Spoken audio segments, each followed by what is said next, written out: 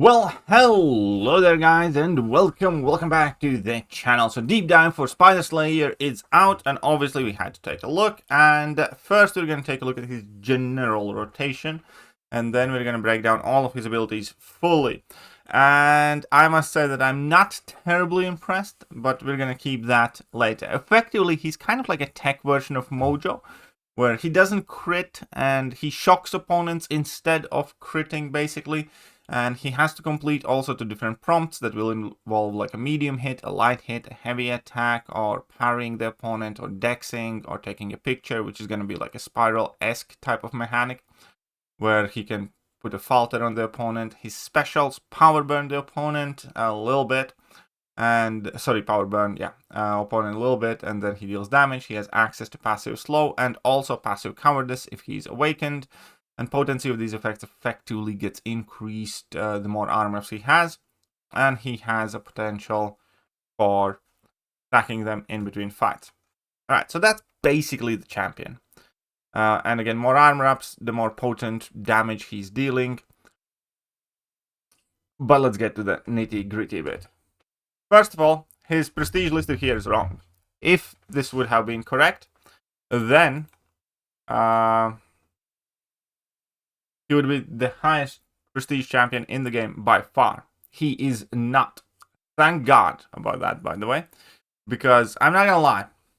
So far, and I always advise against jumping to conclusions, but based on what I saw, the best way to describe Jonah Jameson would be mid AF. Alright, so survivability 4, so he's quite chunky. All the other stats, damage 3.5, that generally doesn't bode too well. Ease of use 3, not the easiest to use, somewhere in the middle. Utility 3.5, sure, why not? Defender strength 3. So not, 3 actually we have had some good defenders, like I think Lumitrix is at 3. But we'll get to it. Effectively, attacker summary. We'll call out actions to do in order to complete the headline. Whenever you complete that, you get an armor up, slow, and when awakened, cowardice. Hold block swipe off to take picture, inflicting falter. Special attacks, power burn, and hit. Kind of straightforward, actually. At least in theory, right? And defender summary, immune to bleed and poison, inflicts shocks instead of critical hits. Hitting his block inflicts an obfuscate debuff and can inflict a falter passive. Obfuscate debuff is quite interesting because it effectively reduces your offensive ability accuracy, so you can look at it as some sort of glancing, basically. It's glancing in a debuff form. Jonah periodically holds out headline actions. Attacker wants to avoid doing those. And special attacks, power burn on hit. That's fine. First things first, let's jump into the obvious thing. Shock is by far the crappiest debuff to have a champion rely on. And that's not great. You do not want to be shocking a lot of champions. Most notably, and kind of immediately, the one champion that comes to mind would be Captain Britain. Jonah Jameson will effectively cook himself against Captain Britain. It's not going to be funny how fast he goes down like a sack of potatoes, because every time you shock Captain Britain, as in every time you would crit, you instantly get a Neuroshock placed on you. And that's not going to be great. That's not going to be pretty. And that's like one massive major matchup right now that obviously he's not going to be great against. And to keep it further, I don't think he does that well against a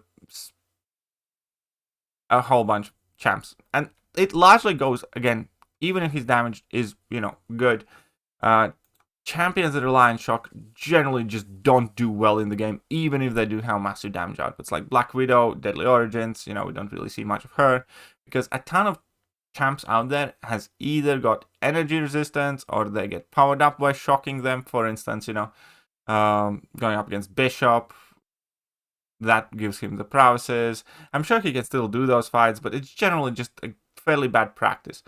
Especially for tech champions, must I add, because so many of the new mutants are either immune to shock or just gets powered up by shock. Not great. Right. Let's jump further. So, robotics, always active. The Spider-Man's robotics, give him the immunities, sure, immune to bleed and poison, that's always good.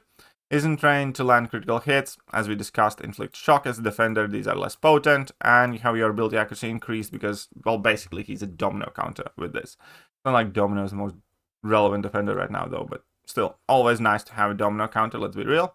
Anger management. J. John has a short fuse, doesn't like being manipulated. When he's inflicted with taunt, infuriate, intimidate, or delirium, he becomes more aggressive and gets a fury passive for 12 seconds. J. John's personal furies cannot end during his special attacks. Similarly, is natural at riling up his reductors when the opponent hits J. John's block when he inflicts them with 50% obfuscate. And again, that will reduce the ability accuracy. Spider Slayer armor max 12. Start each fight with an indefinite armor buff. It's a fairly weak armor buff. Armor ups gained after the first have a potency of 57.69, so that's a minuscule armor buff.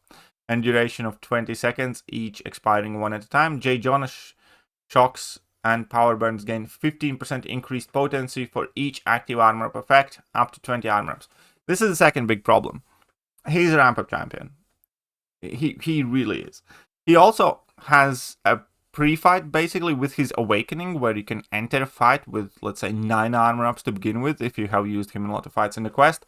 That would probably bring his damage output up. But whether you like to admit it or not, ramp up champions in this game generally don't do well. For instance, I would be willing to say that many of you watching right now don't even know that Enchantress actually can put up monster numbers and can be offensively capable. And she can. Once you ramp her up, she can put up like crazy damage and regen like crazy and has good control abilities, so on and so forth.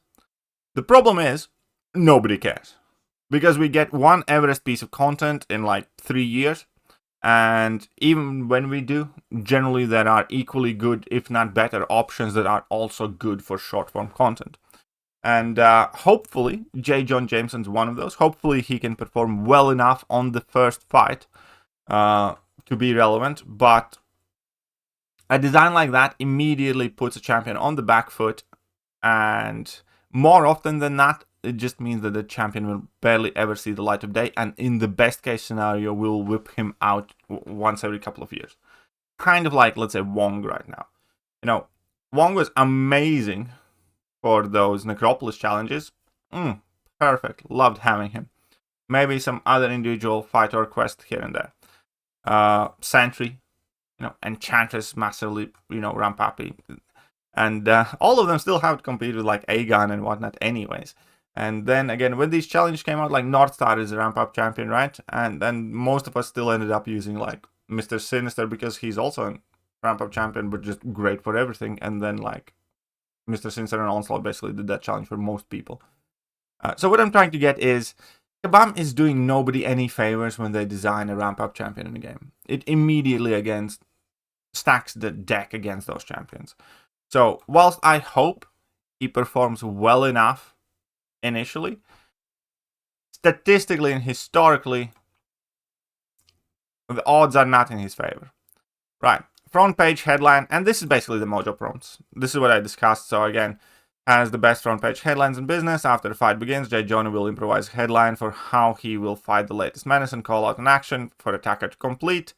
And basically you got 7 seconds to complete it, and then there's a 5-second cooldown. And when you complete a headline, you get your armor buff, you inflict a slow, and so on and so forth. When you fail a headline, you lose 1 armor up, which again reduces your damage. No new headlines are created during any of the special attacks. Heavy attack, just like with Mojo, will rewrite the headline or redo your prompt basically. And smile for the camera, it's kind of his spiral effect. Instead of stunning the opponent with the blades, J. Jonah falters the opponent. So you activate it by holding block and swiping up, and then you put a falter on opponent. If opponent does falter, then you get a passive fury, which is obviously good. And then it goes on cooldown after you completed 2 headlines. And that's what it. Special attacks. While the opponent is below max power, each special attack hit power burns them up to a combined total of 10, 20, or 30% of their max power based on which special attack you used. These power burns deal X amount of damage based on the power that you burned. And again, they do get more potent the more armor ups you have, basically. So that would, again, improve your damage there. But Special attacks themselves individually don't do anything, which again is kind of like a very strange choice. Then again, I kind of can understand because he already has 2 million abilities and very few of them seem to be significant. So possible headlines: hit a light, hit a medium, heavy attack, block, inflict stun, use dexterity, or take a picture. And signature ability. And that's right. Level 1, 2, or 3 don't do anything special. Which again is kind of weird.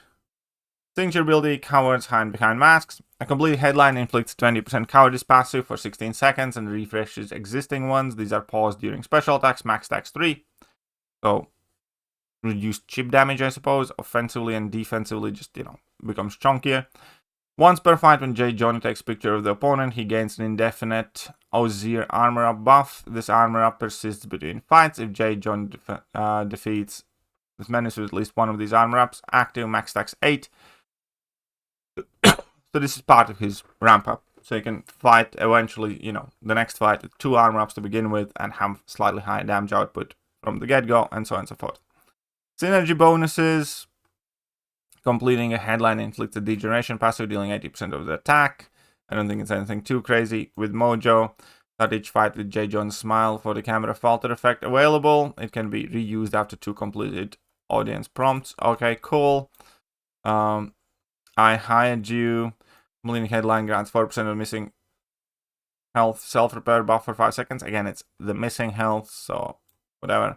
After the fight begins, receive basic headline prompt to complete it in 7 seconds. Completing it pays out power gain passive, granting 25% bar power over 8 seconds. And receive a new headline after 20. It's fine. I guess it's nice. Nothing too crazy. With Serpent Leader, Wong, Doctor Strange, intercepting the opponent grants an unstacking confidence passive for 10 seconds. What is confidence passive? No. I disagree with the implication. With Moleman, Penny Park, and Howard the Duck, start each fight with 5% safeguard buff for 2 seconds. That begins paused until it prevents damage and is removed when the opponent activates Special 3. When it ends for any reason, it turns out to 45 seconds. Kind of nice, I suppose. Again, nothing too crazy. And start each fight with Fury, so 1 personal Fury passive does not stack with duplicate synergies. Sure. Recommended masteries: recoil, color attack, precision, cruelty, critical rating, offensive, stat focus, block penetration, defensive, stat focus, prowler, statcast, relic. Yeah. Yeah, overall, again, I'm not jumping to any conclusions, but based on what I have read, what I have seen, the stats that Kabam is giving, I'm not very optimistic, I'm not gonna lie.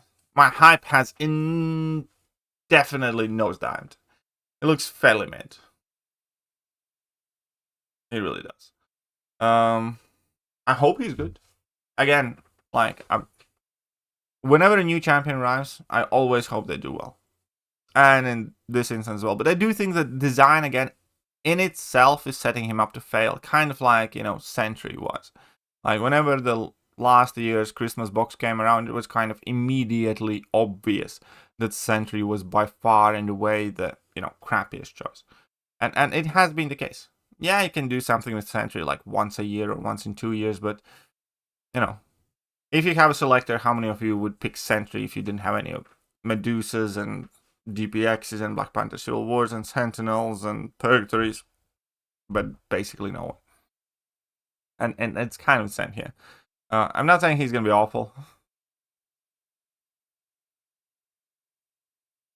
But it doesn't seem like he's going to be amazing either.